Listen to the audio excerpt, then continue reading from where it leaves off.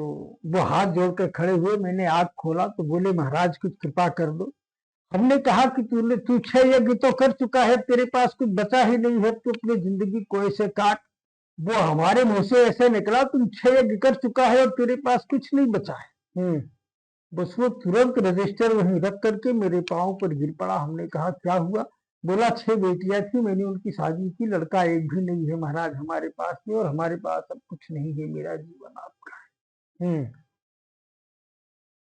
कहा अच्छा। तो आपने ये कैसे बोला? बस यूं ही, बस मैं पूजा से उठा और बस अचानक ही ऐसे वो सामने हाथ जोड़कर, मतलब आपको भी एहसास नहीं हुआ कि आप क्या कहने जा रहा हूँ? और जो बोला एकदम सत्य निकला। वो जो बोला, मैं बोला और वो हमारे पाँव में आ गया। हमें खुद आश्चर्य हुआ। फिर अब वो मैनेजर साहब ने जा करके मालिक से अपनी ये बात बताई, और दूसरे दिन उनके मालिक नीरू भाई अपने पत्नी के साथ हमारे पास आए और खड़े हुए और बोले महाराज हमारे यहाँ बांसुरिया बाबा, कौन बाबा, फला बाबा दुनिया भर आते हैं और मैं आपसे दीक्षा लेना चाहता हूँ, आप मुझे दीक्षा प्रदान करें। हमको आश्चर्य हुआ अपने ऊपर और उस महाशक्ति के ऊपर और गुरु के ऊपर। इसको चमत्कार नहीं कहेंगे, क्या कहेंगे इसे? मेरिकल नहीं कहेंगे आप? हाँ, ये मेरिकल ही है। हमने कहा कि मैं ऐसे थोड़ी दीक्षा देता हूँ, कम से कम 1 महीना तुझे परीक्षा देनी पड़ेगी, तब दीक्षा दूंगा मैं तुझे। उन्होंने तुरंत मैनेजर को बोला 1 महीने की पूरी महाराज की व्यवस्था की जाए, इस कमरे में हर व्यवस्था की जाए, खाने पीने की व्यवस्था की जाए, किसी प्रकार से कोई परेशानी नहीं होनी चाहिए, घूमने के लिए नीचे गाड़ी दी जाए, कल आदमी लगाया जाए, इनको गाड़ी। वो अपने दोनों पति पत्नी हमको दूसरे दिन से गाड़ी लेकर के कभी बेलूर मठ, कभी दक्षिणेश्वर, कलकत्ते में आप घूम रहे हैं। सोच लो क्या कहेंगे इसको। तो ये जो जर्नी रही आपकी, इस तरीके से आप अध्यात्म की एक तरीके से, अब ये पहला अनुभव हमारे गुरु मंत्र, हमारे पहले साधना का पहला अनुभव है। पहला अनुभव ये गुरु कृपा का, गुरु कृपा का साधना तुम करते रहे। लेकिन पहला अनुभव ये गुरु कृपा का ऐसा हमारी स्थितियों में आया कि वो हमारे जीवन का आज मिसाल बन गया। उस कलकत्ता के अंदर दूसरे मतलब 20 रुपये हमारे पास, और जब मैं वहां से निकला हूँ, जब मैं 1 महीने के बाद वहां से निकला हूं, तो कम से कम क्या स्थिति नहीं होगी जब आप कुछ सोच सकते हो। परमात्मा की कृपा से सारी व्यवस्थाओं के साथ 4 से 10 मारवाड़ियों को बनाने के साथ तब मैं वहां से निकला। और मैं वहां से निकल करके मैं कलकत्ता में माँ काली का दर्शन करने प्रतिदिन जाता था, वहां पर बैठ करके ध्यान चिंतन करते थे। तो ऐसा कहते ही कि 52 शक्ति पीठों में से सर्वश्रेष्ठ शक्ति पीठ माँ कामाख्या का है, क्योंकि वो सृष्टि का प्रतीक है। माँ का गुप्तांग वहां पर गिरा हुआ है, और वो इतना शुद्ध। आज की भी स्थिति में जब आप उस प्रांगण के अंदर प्रवेश करेंगे तो आपको वहां से ऊर्जा प्रवाहित होना प्रारंभ करेगी। आपको ऐसा महसूस होगा कि मैं किसी दैवीय ऊर्जा के औरा के अंदर प्रवेश कर गया हूँ, एक चुंबकीय शक्ति के अंदर प्रवेश कर गया हूँ, कि मात्र एक ही ऊर्जा आपको दिखाई पड़ेगी, वो मात्र बहुत अद्वितीय है। और वहीं से शाखा प्रारंभ हुई है। वहां के बाद में कलकत्ता में माँ काली का अंगूठा गिरा हुआ है, वो काली के स्वरूप में मागिरी है, ठीक है। और वहां से फिर एक एक अंग संपूर्ण भारत के अंदर जहां जहां गिरा वो एक एक शक्तिपीठ माना जाता है। फिर मैं वहां से गुरु दीक्षा के बाद में प्रचरण करने के लिए हर शक्तिपीठों पर जाना प्रारंभ किया। फिर हमारे जीवन का उद्देश्य बन गया साधना को बढ़ाना, क्योंकि जब हमने इस चमत्कार को देखा, इसी के बाद से फिर मैंने साधनाओं को बढ़ाना प्रारंभ, फिर चलते ही रहे। क्योंकि देखिए साधना में भी पैसा लगता है भाई। हम कहीं एक शहर से दूसरे शहर जाते हैं, किसी मंदिर में जाते हैं, किसी साधना स्थली पर जाते हैं, दिव्य शक्ति पीठ पर जाते हैं, तो वहां खर्चा लगता है। तो कहां से आता है? तो उस समय हमने महालक्ष्मी सागर मंत्रों का प्रयोग करना प्रारंभ कर दिया, और दुर्गा सप्तशती के मध्यम चरित्र को मैंने महालक्ष्मी मंत्र से संपुटित करना प्रारंभ कर दिया। वो युवावस्था थी, ऐसा था कि मैं एक बार में, यानी अगर हम को सप्तचंडी करना है, नवरात्रि हमारी है, तो नवरात्रि में हम बैठते थे तो हम 10-10 पाठ एक दिन में, यानी सुबह 5 बजे बैठते थे तो रात को 8 बजे तक हम 10 पाठ करके उठते थे। नवरात्रि में पूरी सप्तचंडी में नवरात्रि में संपन्न करता था। ये जो तंत्र साधना है जिसका जिक्र आपने किया, बहुत कि मतलब आपके साथ एक तरीके का ये मिरेकल हुआ, चमत्कार हुआ। कभी कोई तंत्र साधना जब आप कर रहे थे, उस दौरान कभी आपको कोई डर, कोई भयावह स्थिति, इस तरह का कभी सामना करना पड़ा? आज तक हमें जीवन में साधना में कभी ऐसी भयावह स्थितियों का सामना नहीं करना पड़ा है। क्योंकि कहा जाता है कि तंत्र जो लोग साधना करते हैं, उनके साथ कोई भूत आ जाता है, कोई प्रेत आ जाता है, कोई देखिए, ऐसा। तंत्र साधना के अलग अलग मार्ग हैं। तंत्र साधना में भी अलग अलग प्रक्रियाएं हैं। तंत्र साधना भी सात्विक प्रक्रिया में की जाती है, राजसी प्रक्रिया में की जाती है और तामसी प्रक्रिया में की जाती है। और सात्विक प्रक्रिया में हम सात्विक प्रक्रिया के साधक हैं, हम राजसी प्रक्रिया के साधक रहे हैं। और ये तंत्र की जैसे आप बार बार तंत्र की वार्ता कर रहे हैं, तंत्र का अर्थ होता है व्यवस्था। जिससे आज आपके भारत में लोग कैसे हल्ला मचा रहे हैं कि लोकतंत्र खतरे में है, जनतंत्र खतरे में है, प्रजातंत्र खतरे में है, गणतंत्र खतरे में है, नहीं मचा रहे हैं। तो इसी प्रकार से जब आडंबर इस दुनिया के अंदर बढ़ जाता है, जब दुनिया के अंदर आडंबर बढ़ जाता है, पाखंड बढ़ जाता है, छल छद्म बढ़ जाता है, लोगों का भरोसा भगवान से टूटने लगता है, परमात्मा से लोगों का भरोसा दूर होने लगता है, संतों से लोगों का भरोसा दूर होने लगता है। जब इनका भरोसा दूर होने लगता है, जब इनका भरोसा डिगने लगता है, तब यहाँ पर अध्यात्म तंत्र काम करता है। तंत्र का अर्थ होता है कि अध्यात्म तंत्र को रोकना, अध्यात्म तंत्र के ऊपर भरोसा बढ़ाना। और तब तंत्र का अर्थ होता है कि कोई तंत्र साधक के इस भरोसे को बढ़ाता है, तब कहते हैं फला बाबा सिद्ध है, उसने तो ऐसा कर दिया कि ये फल मंगा दिया, लौंग मंगा दिया, यही चमत्कार की बात में कर रहा हूं। इसे हमारे साधना में शून्य साधना के रूप में मानते हैं। ये जो यक्षियों की साधना होती है, इस साधना से भी इस प्रक्रिया को अपनाया जाता है और इसको शून्य साधना के रूप में अपनाया जाता है कि शून्य साधना से सारी वस्तुएं प्रकट हो सकती हैं। जैसे सूर्य विज्ञान के अंतर्गत या सूर्य साधना के अंतर्गत हमारे स्वामी विशुद्धानंद जी थे, वे सूर्य के प्रकाश से वस्तुओं को परिवर्तित कर देते थे। जैसे जिस वस्तु को चाहे वो उस वस्तु को परिवर्तित कर देते थे। अच्छा, यह तंत्र साधना की और साधना की विशिष्ट पद्धति होती है।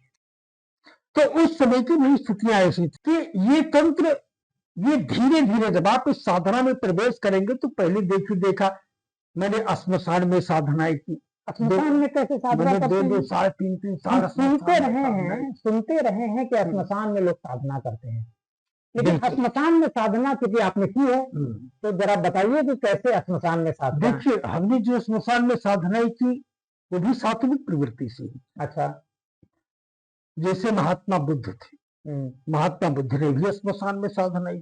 महात्मा बुद्ध ने भी। महात्मा श्मशान का अर्थ ये होता है कि जहां पर तुम्हारी शान बराबर हो जाए, यानी तुम्हारा घमंड चूर चूर हो जाए, तुम्हारा अभिमान चूर चूर हो जाए, उस स्थान को शमशान कहते हैं। तुम जितने भी घमंडी हो, जितने भी अभिमानी हो, जितने भी बड़े पैसे वाले हो, जितने भी बड़े रुतबे वाले हो, लेकिन जब उस स्थान पर जाते हो तो वही 2.5 गज की जमीन और 2.5 गज की लकड़ी और 2.5 गज का कफन, इसके अलावा तुम्हारे पास और कुछ नहीं प्राप्त होता है।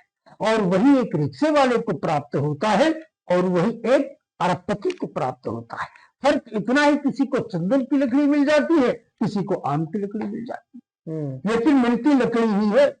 किसी को देसी घी मिल जाता है, किसी को कराया कपूर मिल जाता है, लेकिन जगह उतनी नहीं। और शमशान की साधना, देखिए, जो शरीर हमारा पंचतत्व से बना है, जिसमें अनंत आकाश तत्व, वायु तत्व, अग्नि तत्व, जल तत्व और पृथ्वी तत्व है, इन तत्वों से संपूर्ण ब्रह्मांड का निर्माण हुआ है और इन्हीं तत्वों की साधनाएं होती हैं। और जब ये शरीर हमारा शमशान के अंदर जाता है विलय होने के लिए, तो अग्नि तत्व में विलय हो जाता है। सब अलग अलग जाकर के मिल जाते हैं, जल तत्व में मिल जाता है, अग्नि, सारे और जो हमारी जीवात्मा होती है, वो जीवात्मा भी, तमाम प्रकार की जीवात्माएं श्मशान के अंदर विद्यमान रहती हैं। जिनको जन्म हो जाता है, जिनको मोक्ष हो जाता है, वो तो वहां से चली जाती है, लेकिन सभी को तो मोक्ष नहीं होता है। लेकिन श्मशान में जब आपने साधना की, तो कैसे किया आपने श्मशान में साधना, किस तरह करते हैं? कैसे किया? अब देखिए, हमारी आराध्या तो माँ महाकाली, हमारी प्रथम दीक्षा भी महाकाली की है। मैंने साधनाएं महाकाली की भी की, तारा की भी की, माँ पीताम्बरा की भी, कमला की भी की। हमने 10 महाविद्याओं की साधनाएं, अनुष्ठान हर शक्ति पीठों पर हम 10 महाविद्याओं का करते हैं। लेकिन जो हमारी अधिष्ठात्री शक्ति है वो माँ महाकाली है। हमारे सदगुरुदेव भगवान ने दीक्षा भी इसी की थी और काली मंत्र की साधना भी हमने की। अब इसमें हमने एकाक्षरी, त्रियाक्षरी, पंचाक्षरी, विद्यारागी इत्यादि मंत्रों की साधनाएं हमारी संपन्न होती रही। महाकाली को हम अपना आराध्य मानते रहे और महाकाल को अर्धनारीश्वर स्वरूप हमारा इष्ट है, क्योंकि महादेव और महादेवी की ही साधना हमने अपने जीवन में, जबकि हम जब अब ध्यान योग में आए हैं, क्योंकि एक प्रक्रिया होती है हर साधक की। जैसे मैंने संसार में साधना की, मैंने जल के अंदर उतर कर साधना की। हाँ, एक जल वाली बात हम बाद में करेंगे। हाँ। हम अभी श्मशान की साधना के बात हम तो श्मशान में जाकर के 2 प्रक्रियाएं होती हैं। जो तामसी प्रक्रिया से साधना करते हैं, श्मशान के अंदर जाकर वो वहां पर ले जाते हैं, वो वहां पर मांस ले जाते हैं, मदिरा ले जाते हैं। जैसे हमारे पंचमकार की साधनाएं होती है जिसमें कहते हैं, और आप तो सात्विक प्रवृत्ति, हम सात्विक, हम भी पंचमकारी साधक हैं। अच्छा। लेकिन हमारी पंचमकार की साधना भी वैकल्पिक व्यवस्था में चलती है। वैकल्पिक व्यवस्था, वैकल्पिक व्यवस्था की स्थिति ये होती है कि जैसे एक दारू की स्थिति आती है, तो कभी एक स्थिति होती थी कि दारू की हवन किया जाता है। हम जाकर के जब श्मशान में हम साधना करते थे तो हम देखे बहुत सारे साधक पन्नी की थैली लेकर के आवे, उसको छर शमशान में डाल। लेकिन मैंने प्रारंभिक से सिर्फ ध्यान योग के माध्यम से मैंने तंत्र योग की साधना की। अच्छा, मतलब श्मशान पर भी हमने आपकी जो साधना थी वो ध्यान योग के माध्यम से हमने तंत्र की साधना, मतलब वहां आपने ये शराब, मांस, मदिरा, इन सबका कोई इस्तेमाल, इस सब का अगर मैंने इस्तेमाल तो सिर्फ मैंने अपने ध्यान योग में किया। क्योंकि महात्मा बुद्ध भी जाकर के श्मशान के अंदर ध्यान योग में ही बैठते थे, और वो इसलिए बैठते थे क्योंकि उनको संसार से अलग रहना था। उनके साधना में किसी प्रकार का कोई व्यवधान न पड़े, क्योंकि शमशान के नाम से लोग डरते हैं, शमशान के नाम से लोग घबराते हैं, इसलिए बुद्ध शमशान गए। इसलिए शमशान में बुद्ध ही नहीं, जिसको बुद्ध बनना है वो शमशान में ही जाता है, क्योंकि वो निडर भी बनता है, क्योंकि वहां से लोग डरते हैं। जब आप वहां जाओगे तो आपके अंदर निडरता प्राप्त होगी, आपकी कायरता समाप्त होगी, और आपके पंचतत्व की साधनाओं के माध्यम, आपके पंचतत्व के साधनाओं का एक औरा वहां पर प्राप्त होगा। आपके अंदर से जो तमाम प्रकार की विकृतियां हैं वो सब समाप्त होंगी। आपके अंदर ज्ञान की उत्पत्ति होगी, वैराग्य की उत्पत्ति होगी। आपको भी ऐसा लगेगा कि संसार में रखा क्या है, एक न एक दिन तो हमको ऐसे यहीं पर आना है। तो जो शमशान जाता है उसको वहीं पर लगता है, लेकिन जैसे ही शमशान से कोई बाहर निकलता है वो फिर अपना सांसारिक उसमें उलझ जाता है, वो वहां जो गया है वो तुरंत वो भूल जाता है। इसीलिए तो बुद्ध ने कहा है, जब उनके पास कोई शिष्य जाता था उनसे दीक्षा लेने के लिए, तो उसे कहते थे पहले जा करके 6 महीने तुम शमशान में रहो और रह करके आओ, तब मैं तुम्हें दीक्षा दूंगा। अच्छा, बुद्ध ऐसा करते हैं। बुद्ध जी की हमारी एक प्रक्रिया थी कि किसी को भी शिष्य बनाने से पहले कहते थे जाकर के तुम 6 महीने शमशान के अंदर रहो, क्योंकि 6 महीने शमशान के अंदर रहने का मतलब वो एकदम निर्विकार और निर्विचार हो जाएगा। 6 महीने वो साधना के संसार में रहने के बाद वो निर्भीक और निडर हो जाएगा, क्योंकि तंत्र की साधना तो निडर बनाती है। तंत्र शक्ति की शक्ति पाए बिना लड़े रण जीत जाए। जब महाशक्ति ने कभी हमारा उसने कृपा करी और उसका साक्षात्कार हुआ, तो उसके मंत्रों में मैंने काली चालीसा का निर्माण किया। मैंने काली चालीसा लिखा, उसमें हमने अंदर में लिखा है कि तंत्र शक्ति की शक्ति पावे बिना लड़े रण जीत के आवे। जो पढ़े काली चालीसा इच्छा पूर्ण करे गौरीसा, माँ काली की कृपा पाए रिद्ध सिद्ध सब चल कर आए। और योगेश्वर वीरेंद्र ने लिखा चालीसा आज, और गुरु पूर्णिमा का दिवस पूर्ण हो सब काज। तो उस महाशक्ति ने इस मंत्र को लिखाया, काली चालीसा को हमसे लिखाया, 10 महाविद्या सूत्र को हमसे लिखाया।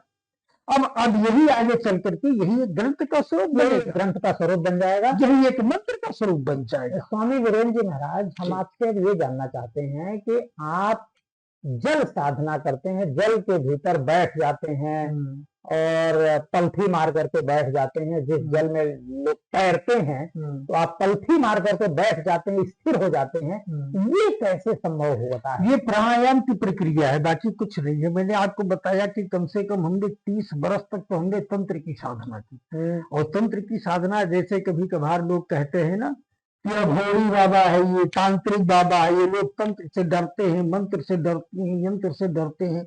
जो आजकल लोग तंत्र क्या समझते हैं कि किसी के ऊपर से नींबू उतारा, उसको काट दिया, सिंदूर डाला, कपूर जला दिया, लौंग चला दिया, तुम ये कर दो, तुम वो कर दो।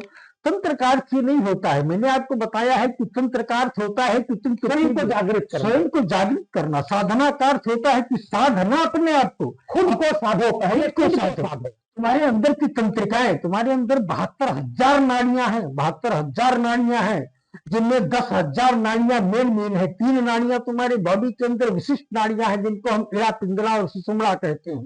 इड़ा, पिंगला और सुषुम्ना तीनों का हो मेल यहाँ।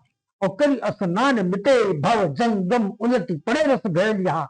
ये तुम्हारे जो स्वर चल रहे हैं, ये इड़ा, पिंगला और सुषुम्ना तीनों, ये जो स्वर चल रहे हैं ना तुम्हारे, गायना स्वर, बाया स्वर, और जब स्वर बदलता है तो तुम्हारा सुषुम्ना जागृत होता है। तो ये जो तुम्हारी 3 नाड़ियां हैं, ये प्रमुख नाड़ियां हैं, जो मेरुदंड के ऊपर से चढ़कर तुम्हारे संपूर्ण बॉडी को, यानी जो तुम्हारे 7 चक्रास है तुम्हारे बॉडी में, मूलाधार चक्र, स्वाधिष्ठान चक्र, मणिपूरक चक्र, अनाहत चक्र, इसके बाद में तुम्हारा विशुद्ध चक्र, आज्ञा चक्र, सहस्त्रार चक्र, इन सारे चक्रों पर इनके अलग अलग देवता होते हैं, इनके अलग। तो जैसे तुम्हारा मूलाधार चक्र है, वो पृथ्वी तत्व का द्योतक है। जैसे तुम्हारा स्वाधिष्ठान चक्र है, वो जल तत्व का द्योतक है। जैसे तुम्हारा मणिपूरक चक्र है, वो अग्नि तत्व का द्योतक है।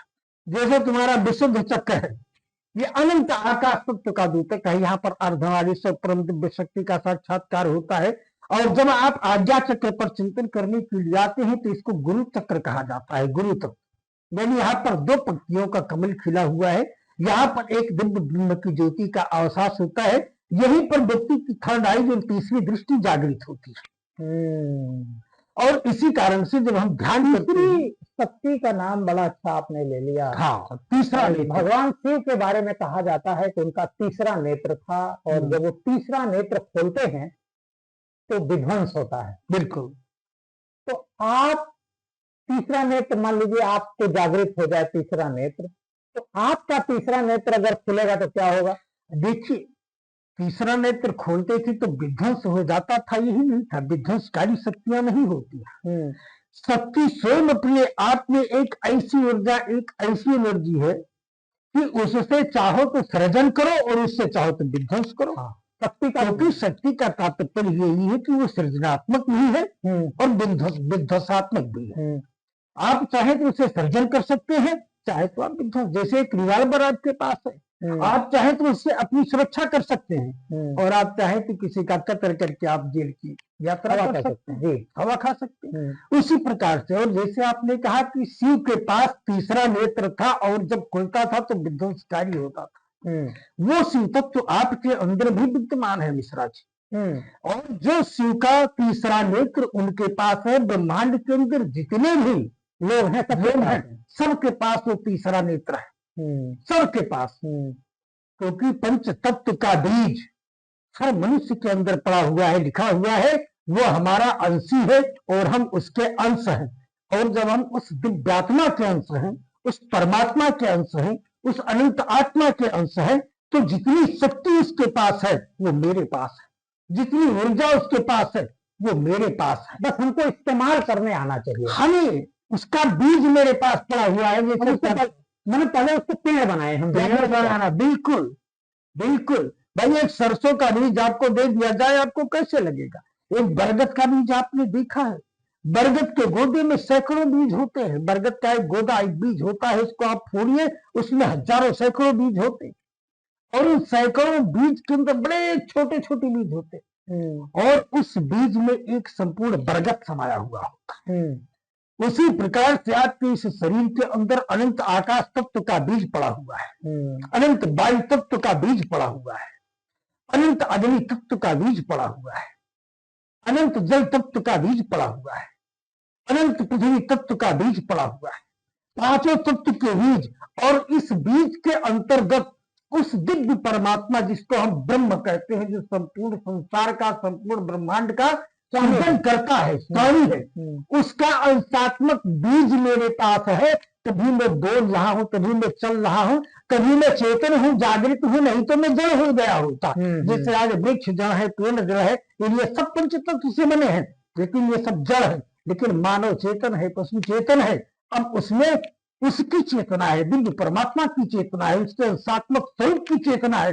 तब आज हम आपके सामने बैठकर और इस विषय पर चर्चा कर रहे हैं, क्योंकि ये वही है। और जब उसकी कृपा होती है और जब ये जागृति हमारे अंदर आती है, जो हम उस सरसों को वृक्ष बना देते हैं, तो आपने देखा है कि महाराज अगस्त समुद्र पी गए, हनुमान जी महाराज सूर्य को निकल गए। ये सब पढ़ते ही नहीं पढ़ते। ये घटना, ये सच्ची घटना है। हाँ, ये सब एक घटनाएं, ये सब घटनाएं क्या आपको यथार्थ। राम ने कहा कि मैं समुद्र को बाणों से सुखा दूंगा, आप उसको गलत समझते हैं। कृष्ण ने द्वारिका को समुद्र में डुबाया, उसका प्रमाण आज आपको मिल रहा है कि नहीं मिल रहा है द्वारिका? हाँ, उसका बताइए कि अगर कृष्ण द्वारिका से भगे तो द्वारिका को उन्होंने समुद्र में डुबाया, तो उसका प्रमाण द्वारिका डायरेक्ट समुद्र के अंदर विद्यमान है। उसको लोग दर्शन करके आए या नहीं आए, मानते ही नहीं मानते। राम ने समुद्र के ऊपर जो सेतु बांधे त्रेता युग के अंदर, और जो समुद्र के ऊपर पत्थर तैरे, आप इनको मिलकर कहते हैं, वो पत्थर आज भी तैरते हुए नजर आते ही नहीं आते हैं। उस राम सेतु यानी उस समुद्र का प्रमाण, उस सेतु का प्रमाण आज आपको मिला कि नहीं मिला? मिला कि नहीं मिला? ये हुआ कि नहीं हुआ? तो बहुत सारी ऐसी घटनाएं हैं जो प्रकृति घटाती है। प्रकृति का अलग स्वरूप होता है। और ये तंत्र की साधना, जैसे आपने कहा, यही तंत्र की साधना होती है। ये जो बात आप, जैसे हनुमान जी ने सूर्य को निगल लिया, भगवान राम ने समुद्र को तीर से सुखा दिया, कृष्ण ने जो द्वारका थी उसको समुद्र में डुबा दिया। तो ये सब कुछ जो है तंत्र की साधना का ही एक परिणाम था। आपके कहने का आशय ये है? तंत्र, मैंने आपको एक बात बताया कि तंत्र एक व्यवस्था है, साधना नहीं है। साधना तो मंत्र है। मंत्र साधना के जरिए तंत्र तक, तंत्र से हमारे शरीर, जब हम साधना में बैठते हैं ध्यान में, जैसे अभी हमने कहा कि ये शरीर मेरा एक माध्यम है, आत्मा हमारे अंदर है, संपूर्ण शक्तियां हमारे अंदर विद्यमान है। अब जब हम पहले बैठने का प्रयास करते हैं, प्लेटफॉर्म बनता है, हम कितनी देर बैठते हैं, इस स्थूल शरीर को हम साधते हैं पहले, और जब इससे साधते हैं तब हम मंत्र का जप करते हैं, इसलिए सहारा लेते हैं मंत्र का। वो मंत्र हमारे गुरु का दिया हुआ मंत्र हो, ये मंत्र किसी भी इष्ट का हो, वो मंत्र राम का हो, मंत्र कृष्ण का हो, मंत्र शिव का हो, मंत्र बुद्ध का हो, दुर्गा का हो, किसी का कोई भी मंत्र हो, क्योंकि मंत्र कहीं अलग से नहीं बनता। मेरे जुबान से निकला हुआ हर शब्द मंत्र होता है, क्योंकि मंत्र का अर्थ है शब्द, और शब्द का अर्थ है ब्रह्म, और ब्रह्म का अर्थ है विराट। यानी कहने का मतलब यह है कि उस दिव्य परमात्मा का ही स्वरूप मंत्र है, दिव्य परमात्मा का ही स्वरूप हमारे शब्द है, और वो शब्द ही मंत्र है।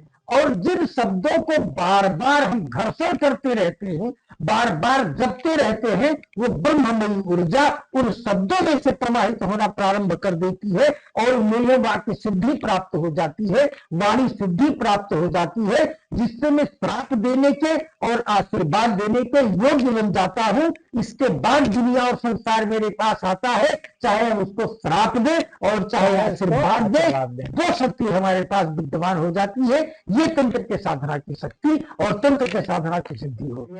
मैंने इस पर एक छंद लिखा था। मैंने तो 1800 कविताएं लिखी हैं, यंत्र पर, तंत्र पर, मंत्र पर, समाज पर, ज्ञान पर, 1800 कविताओं में हमने मुक्तक में लिखा है। तो हमने इसी यंत्र मंत्र तंत्र पर जब हम लिखने बैठे तो हमने उसमें यह भी लिख दिया मिश्रा जी, ये पूरा छंद पढ़ दीजिए आप, कि हम तो लिखते जाते सारा हमसे यही लिखाता है। जब हम लिखने बैठते थे तो यही शब्द आया कि हम तो लिखते जाते सारा हमसे वही लिखाता है। और वीरेंद्र संभल के बैठ जरा तू, सूत्र ये भाग्य विधाता है। हम वो लिखने जा रहे हैं कि जो इस सूत्र को प्राप्त करेगा ये भाग्य को बदल देगा, ये सूत्र भाग्य विधाता है।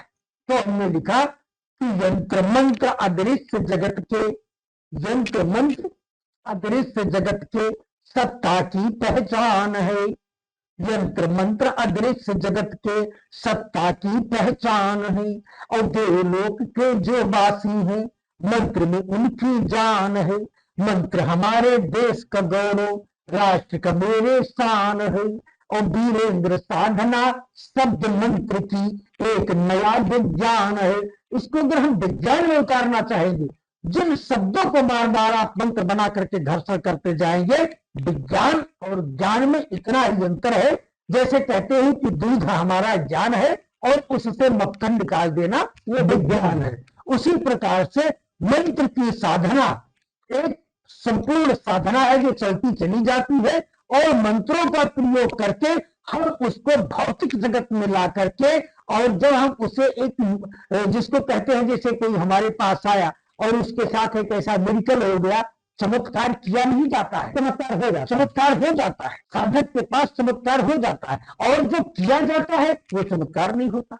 जो किया जाता है वो चमत्कार नहीं होता है, और जो नहीं किया जाता है हो जाता है वो चमत्कार, वो चमत्कार होता है।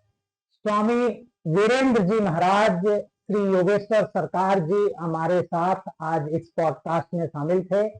आपने अध्यात्म, तंत्र, मंत्र और साधना से आप क्या क्या हासिल कर सकते हैं, मंत्रों के जरिए आप क्या हासिल कर सकते हैं, आपका जो शरीर है इसके भीतर आप मंत्रों का उपयोग करके आप इसको कितना जागृत कर सकते हैं। और अगर शरीर आपका जागृत हो गया तो फिर आप कुछ भी ब्रह्मांड में हासिल कर सकते हैं। और योगेश्वर सरकार जी का यही संदेश है। आपका इस पॉडकास्ट में शामिल होने के लिए योगेश्वर जी बहुत बहुत जय महादेव। ओम निराकाराय ओमकाराय साकाराय सर्वाकार रूपाय सर्व सिद्धि प्रदाय सर्व संकट हराय यश कीर्ति प्रदाय ओम मंगलेश्वर महादेवाय नमो नमः। ये हमारा आशीर्वाद आपको है।